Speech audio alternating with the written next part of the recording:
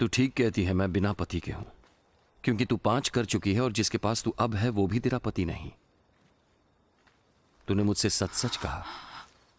मुझे लगता है कि तू भविष्यद्वक्ता है। हमारे बाप दादाओं ने इसी पहाड़ पर आराधना की और तुम कहते हो कि वो जगह जहां आराधना करनी चाहिए यरूशलेम है। मेरी बात का विश्वास करना रे, कि वो समय आता है कि तुम न तो इस पहाड़ पर पिता की आराधना करोगे न यरूशलेम में। तुम जिसे नहीं जानते उसकी आराधना करते हो, और हम जिसे जानते हैं उसकी आराधना करते हैं, क्योंकि उद्धार यहूदियों में से ही है। परंतु वो समय आता है, बल्कि आ गया है, जब परमेश्वर की आत्मा के सामर्थ्य से लोग पिता की आराधना करेंगे, जैसी सच्ची आराधना वो चाहता है। परमेश्वर आत्मा है और भक्त उसकी आत्मा के सामर्थ्य से उसकी आराधना सच्चाई से कर सकेंगे। मैं जानती हूं कि मसीह आने वाला है और जब वो आएगा तो हमें सब बातें बता देगा। मैं जो तुझसे बोल रहा हूं वही हूं। इतने में उसके चेले आ गए और अचंबा करने लगे कि वो स्त्री से बातें कर रहा है। तो भी किसी ने स्त्री से नहीं पूछा तुझे क्या चाहिए, या मसीह से किस लिए उससे बातें कर रहा है। तब स्त्री अपना घड़ा छोड़कर नगर में चली गई।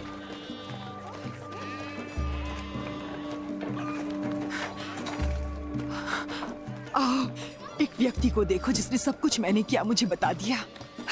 कहीं यही तो मसीह नहीं है? तो वे नगर से निकलकर उसके पास आने लगे। इस बीच उसके चेलों ने यीशु से ये विनती की, हे रब्बी, कुछ खा लो। पर उसने उनसे कहा, मेरे पास खाने के लिए ऐसा भोजन है जिसे तुम नहीं जानते। तब चेलों ने आपस में ये प्रश्न किया, क्या कोई उसके लिए कुछ खाने को लाया है? मेरा भोजन यह है कि अपने भेजने वाले की इच्छा के अनुसार चलूं और उसका काम पूरा करूं। क्या तुम नहीं कहते कि कटनी होने में अभी 4 महीने पड़े हैं? देखो, मैं तुमसे कहता हूं, अपनी आंखें उठाकर खेतों पर दृष्टि डालो कि वे कटनी के लिए पक चुके हैं। काटने वाला मजदूरी पाता है और अनंत जीवन के लिए फल बटोरता है, ताकि बोने वाला और काटने वाला दोनों मिलकर आनंद करे। यहां वो कहावत ठीक बैठती है, बोने वाला और है और काटने वाला और। मैंने तुम्हें वो खेत काटने के लिए भेजा है जिसमें तुमने परिश्रम नहीं किया, दूसरों ने परिश्रम किया, और तुम उनके परिश्रम के फल में भागी हुए। उस नगर के बहुत से सामरियों ने उस स्त्री के कहने से यीशु पर विश्वास किया, क्योंकि उसने ये गवाही दी थी, उसने सब कुछ जो मैंने किया है मुझे बता दिया। इसलिए जब ये सामरी उसके पास आए तो उससे विनती करने लगे कि हमारे यहाँ रह। तो वो वहां 2 दिन तक रहा। उसके वचन के कारण और भी बहुत से लोगों ने विश्वास किया, और उन्होंने उस स्त्री से कहा, अब हम तेरे कहने से ही विश्वास नहीं करते, क्योंकि हमने आप ही सुन लिया और जानते हैं कि यही सचमुच में जगत का उद्धार करता है। फिर उन 2 दिनों के बाद वो वहां से निकलकर गलील को गया, क्योंकि यीशु आप ही कहता था कि भविष्यद्वक्ता अपने देश में आदर नहीं पाता।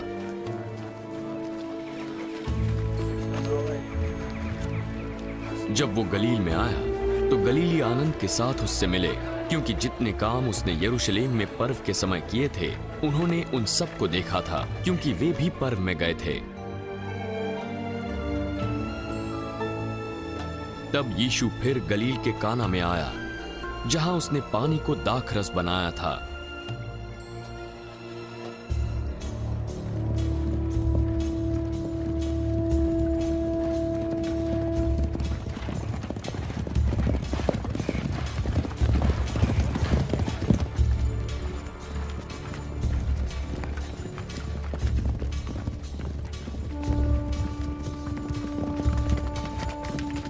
वहां राजा का एक कर्मचारी था जिसका पुत्र कफरनहूम में बीमार था। वो ये सुनकर कि यीशु यहूदिया से गलील में आ गया है, उसके पास गया और उससे विनती की कि उसके पुत्र को चंगा करे, क्योंकि वो मरने पर था। जब तक चिन्ह और अद्भुत काम न देखोगे तब तक तुम विश्वास न करोगे। हे प्रभु, मेरे बालक की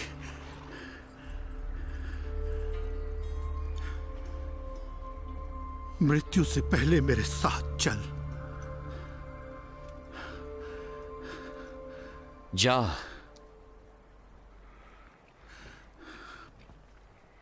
तेरा पुत्र जीवित है। उसने यीशु की बात पर विश्वास किया और चला गया।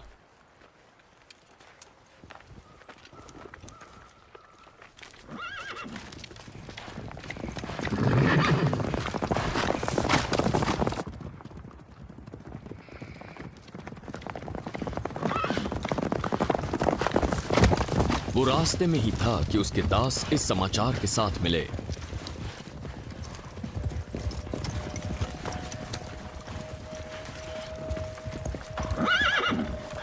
तेरा लड़का जीवित है। उसने उनसे पूछा किस घड़ी से वो अच्छा होने लगा था। कल दोपहर 1 बजे थे जब उसका ज्वर उतर गया। तब पिता जान गया कि ये उसी घड़ी हुआ जब यीशु ने उससे कहा था, तेरा पुत्र जीवित है।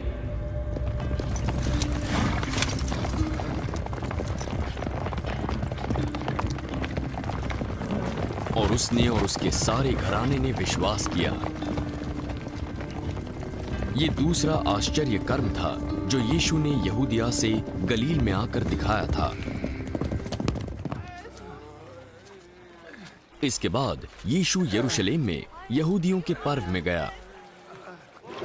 यरूशलेम में भेड़ फाटक के पास एक कुंड है जो इब्रानी भाषा में बेतहस्दा कहलाता है।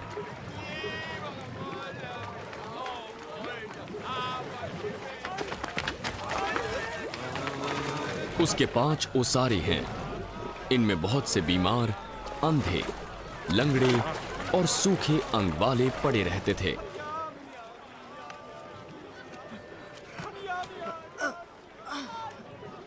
वहां एक मनुष्य था जो 38 वर्ष से बीमारों में पड़ा था।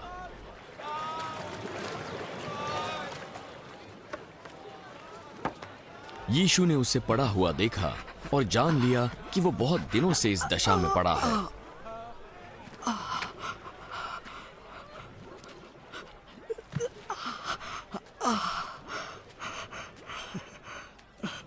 क्या तू चंगा होना चाहता है? हे प्रभु, मेरे पास कोई मनुष्य नहीं कि जब पानी हिलाया जाए तो मुझे कुंड में उतारे, परंतु मेरे पहुंचते पहुंचते दूसरा मुझसे पहले उतर जाता है।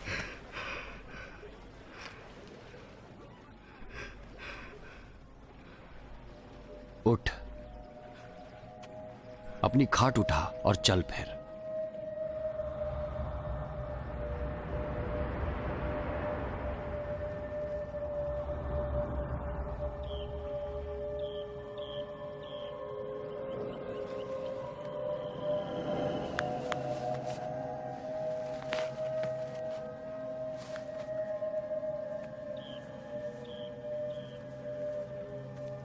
वो व्यक्ति तुरंत चंगा हो गया।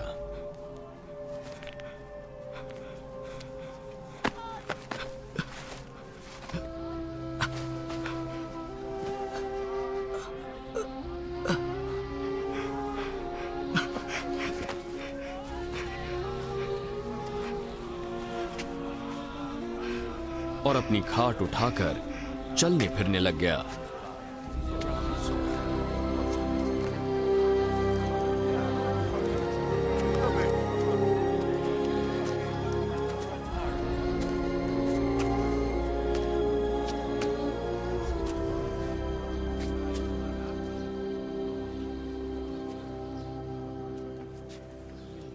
वो सब्त का दिन था, इसलिए यहूदी जो चंगा हुआ था उससे कहने लगे, आज तो सब्त का दिन है, हमारी व्यवस्था के अनुसार तेरा ये खाट उठाना उचित नहीं।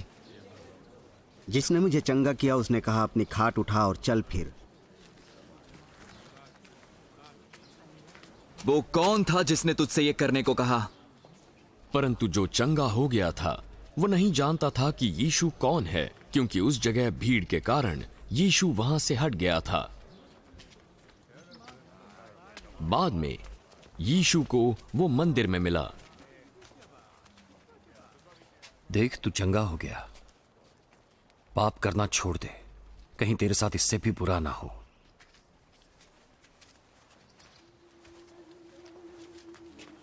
उस व्यक्ति ने जाकर यहूदियों से कह दिया कि जिसने मुझे चंगा किया वो यीशु है।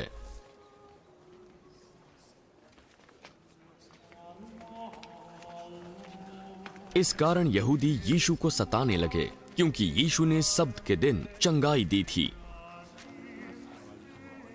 यीशु ने उनसे कहा, मेरा पिता हमेशा काम करता है और मुझे भी काम करना है।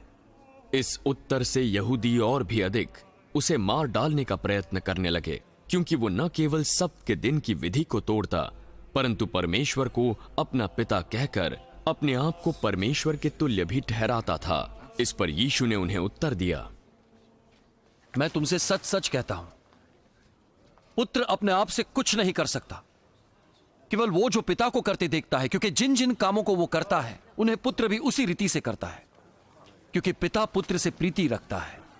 और जो जो काम वो आप करता है वो सब उसे दिखाता है, और वो इससे भी बड़े बड़े काम करके दिखाएगा ताकि तुम अचंबा करो।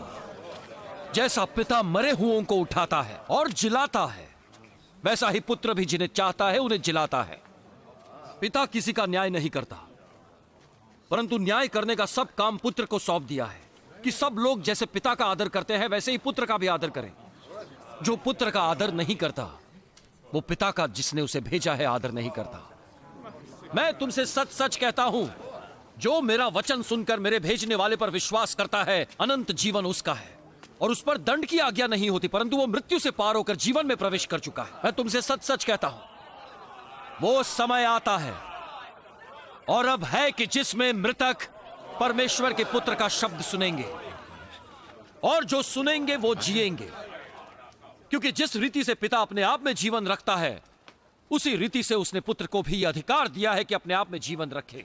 वरन उसे न्याय करने का भी अधिकार दिया है, इसलिए कि वो मनुष्य का पुत्र है। इससे अचंबा मत करो, क्योंकि वो समय आता है कि जितने कब्रों में है वे इसका शब्द सुनकर निकल आएंगे। जिन्होंने भलाई की है वो जीवन में पुनरुत्थान के लिए जी उठेंगे, और जिन्होंने बुराई की है वे दंड के पुनरुत्थान के लिए जी उठेंगे। मैं अपने आप से कुछ नहीं करता, जैसा सुनता हूं वैसा न्याय करता हूं, और मेरा न्याय सच्चा है, क्योंकि मैं अपनी इच्छा नहीं परंतु अपने भेजने वाले की इच्छा चाहता हूं। यदि मैं आप ही अपनी गवाही दूं तो मेरी गवाही सच्ची नहीं है, एक और है जो मेरी गवाही देता है, और मैं जानता हूं कि मेरी जो गवाही देता है वो सच्ची है। तुमने यूहन्ना से पूछवाया और उसने सच्चाई की गवाही दी है, परंतु मैं अपने विषय में मनुष्य की गवाही नहीं चाहता। तो भी मैं ये बातें इसलिए कहता हूं कि तुम्हें उद्धार मिले।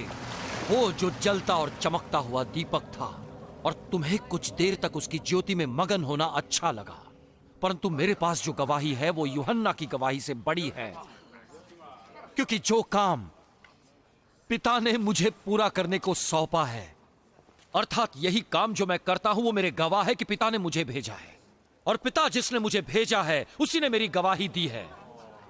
तुमने न कभी उसका शब्द सुना न उसका रूप देखा, और उसके वचन को मन में स्थिर नहीं रखते, क्योंकि जिसे उसने भेजा तुम उसका विश्वास नहीं करते। तुम पवित्र शास्त्र में ढूंढते हो क्योंकि समझते हो कि उसमें तुम्हें अनंत जीवन मिलता है, और यही है जो मेरी गवाही देता है। फिर भी तुम जीवन पाने के लिए मेरे पास नहीं आना चाहते। मैं लोगों से प्रशंसा नहीं चाहता, पर मैं जानता हूं तुम किस रीति के हो, और तुम में परमेश्वर का प्रेम नहीं है। मैं अपने पिता के अधिकार से आया हूं और तुम मुझे ग्रहण नहीं करते, ये क्या कह रहे हैं? और जब कोई अपने नाम से आए तो उसे ग्रहण कर लेते हो। तुम एक दूसरे से प्रशंसा चाहते हो और तुम उस एकमात्र परमेश्वर से प्रशंसा नहीं चाहते, तो फिर तुम मुझ पर विश्वास कैसे कर सकोगे? ये मत समझो कि मैं पिता के सामने तुम पर दोष लगाऊंगा। मूसा, जिस पर तुमने भरोसा रखा है वही तुम पर दोष लगाने वाला होगा। यदि तुम मूसा पर विश्वास करते तो मेरा भी विश्वास करते, इसलिए कि उसने मेरे विषय में लिखा है। जब तुम उसकी लिखी बातों पर विश्वास नहीं करते तो मेरी बातों पर कैसे विश्वास करोगे?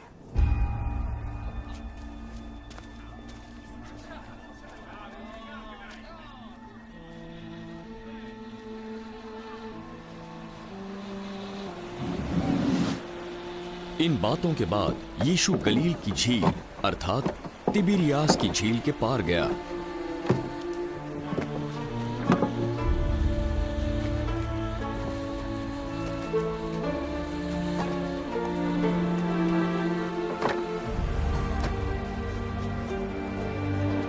और एक बड़ी भीड़ उसके पीछे हो ली, क्योंकि उन्होंने बीमारों को चंगाई देने वाले आश्चर्य कर्म देखे थे।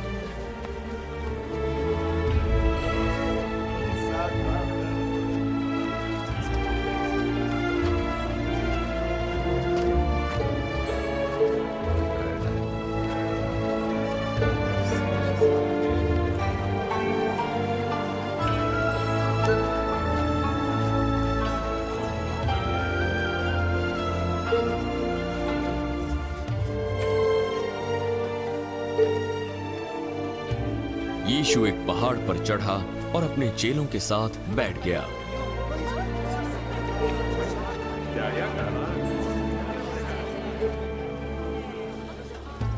यहूदियों की फसह का पर्व निकट था। यीशु ने अपनी आंखें उठाकर एक भीड़ को अपने पास आते देखा।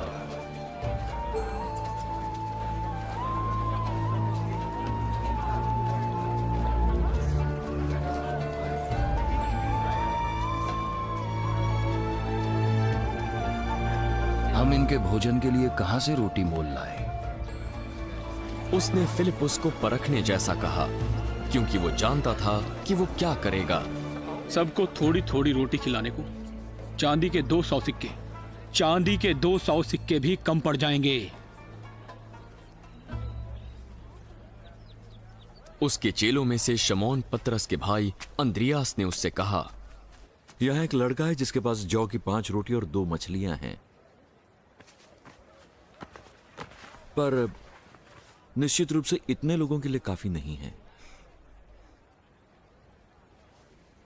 लोगों को बैठा दो। उस जगह बहुत घास थी। तब सारे लोग वहां बैठ गए। उनमें पुरुषों की संख्या लगभग 5000 थी।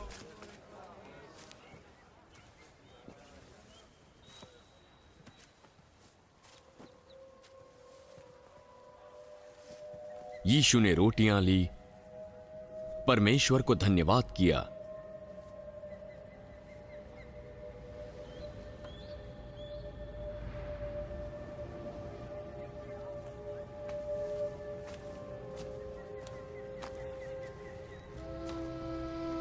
और बैठे हुए लोगों के बीच बांट दी।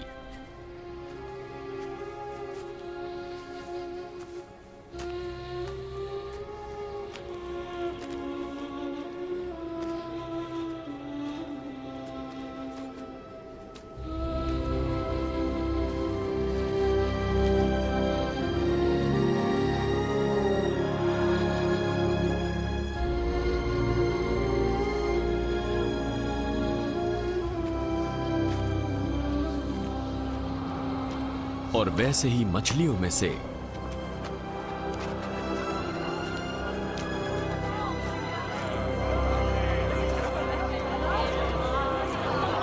जितनी वे चाहते थे बांट दिया।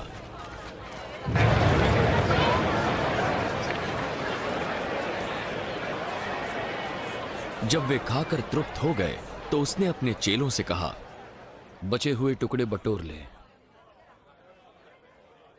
कुछ भी बर्बाद ना हो। तो उन्होंने बटोरा और जौ की 5 रोटियों के टुकड़ों से जो खाने वालों से बच रहे थे 12 टोकरियां भरी। तब जो आश्चर्य कर्म उसने कर दिखाया उसे वे लोग देखकर कहने लगे, वो भविष्यद्वक्ता जो जगत में आने वाला था निश्चय यही है। यीशु ये जानकर कि वे मुझे राजा बनाने के लिए पकड़ना चाहते हैं, फिर पहाड़ पर अकेला चला गया।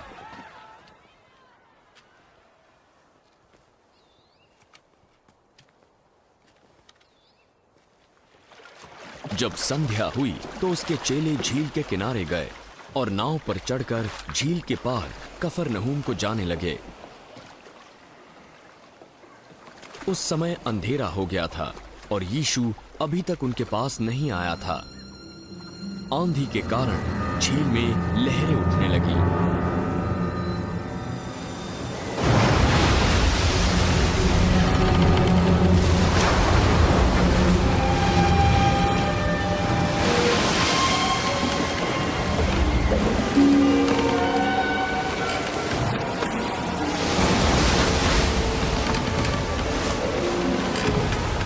जब वे खेते खेते 3-4 मील के लगभग निकल गए तो उन्होंने यीशु को झील पर चलते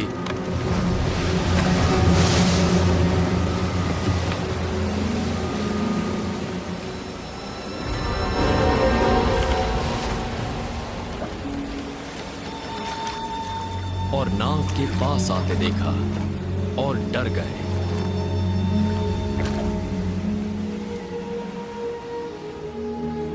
तुम डरो नहीं, मैं हूं।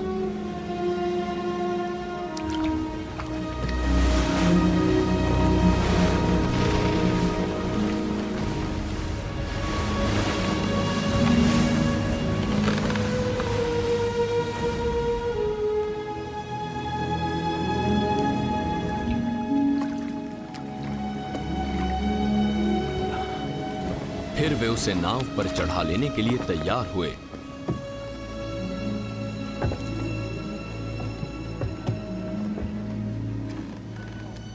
और तुरंत वो नाव उस स्थान पर जा पहुंची जहां वे जा रहे थे। दूसरे दिन उस भीड़ ने जो झील के पार खड़ी थी, ये देखा कि यहां एक को छोड़कर कोई और नाव न थी और यीशु अपने चेलों के साथ उस नाव पर नहीं चढ़ा था, परंतु केवल उसके चेले ही गए थे। तब अन्य नावें तिबिरियस से उस जगह के निकट आई जहां उन्होंने प्रभु के धन्यवाद करने के बाद रोटी खाई थी। इसलिए जब भीड़ ने देखा कि यहाँ न यीशु है और न उसके चेले, तो वे भी नावों पर चढ़कर यीशु को ढूंढते हुए कफरनहूम पहुंचे।